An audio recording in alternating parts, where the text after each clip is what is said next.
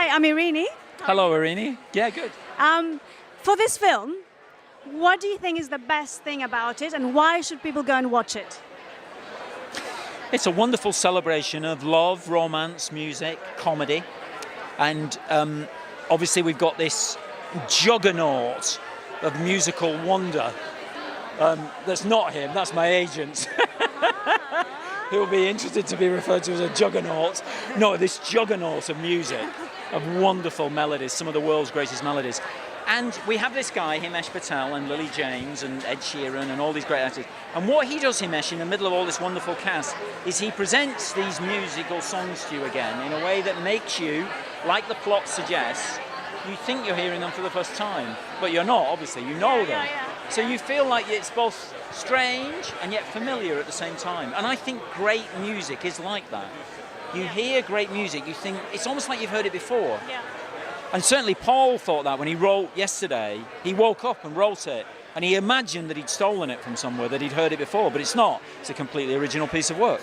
And there's something about music that's in our soul or our DNA, and it's waiting to be awoken. So the film sort of awakens this music in people again, you know, through this plot of love and romance and comedy and fun and concerts. And so it's a great, I hope, a fun movie for the summer.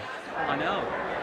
It's always a funny one when you get invited to close a festival, because you think, oh, why is there something wrong?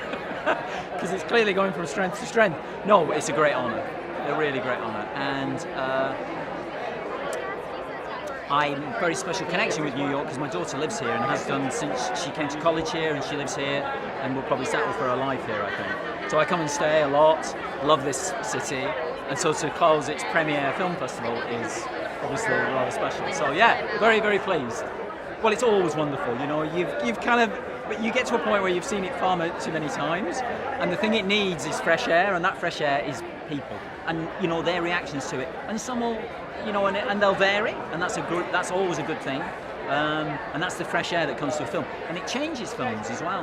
You never know what a film is really until it finds that fresh air, because it's been locked in a room with me and Richard and the producers, and we're kind of the editor, and we're kind of doing all this kind of stuff, and it needs fresh air like everybody does, and that's the audience. And when it gets that, then you find out really what the film's really about and what it's really worth in its value. So it's a nerve-wracking moment, but a really important step, and you learn that when you make films. And like first-time filmmakers are always dead nervous about it, but you say this is like as important as the great shot you got at such a time or didn't get, or whatever, however your fortunes went.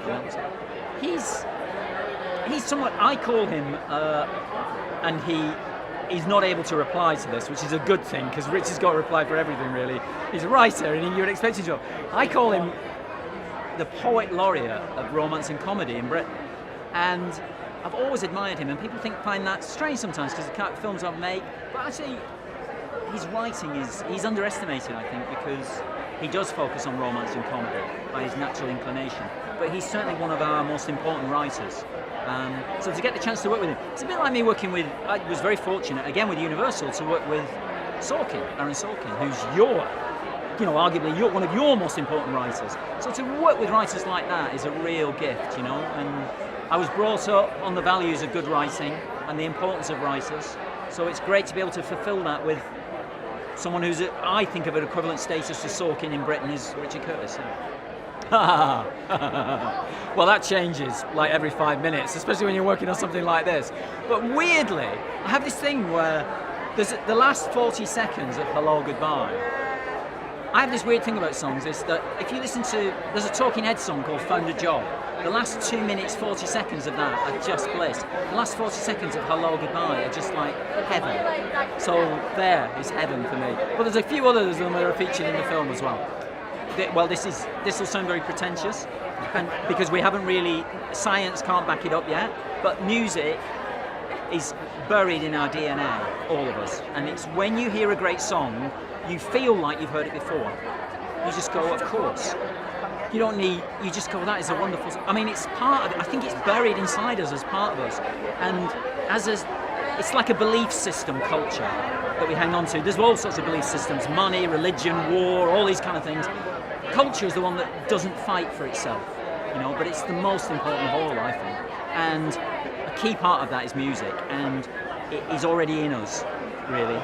and it's just waiting to be awakened. And that's the sort of story of our film, really, in Chronicle.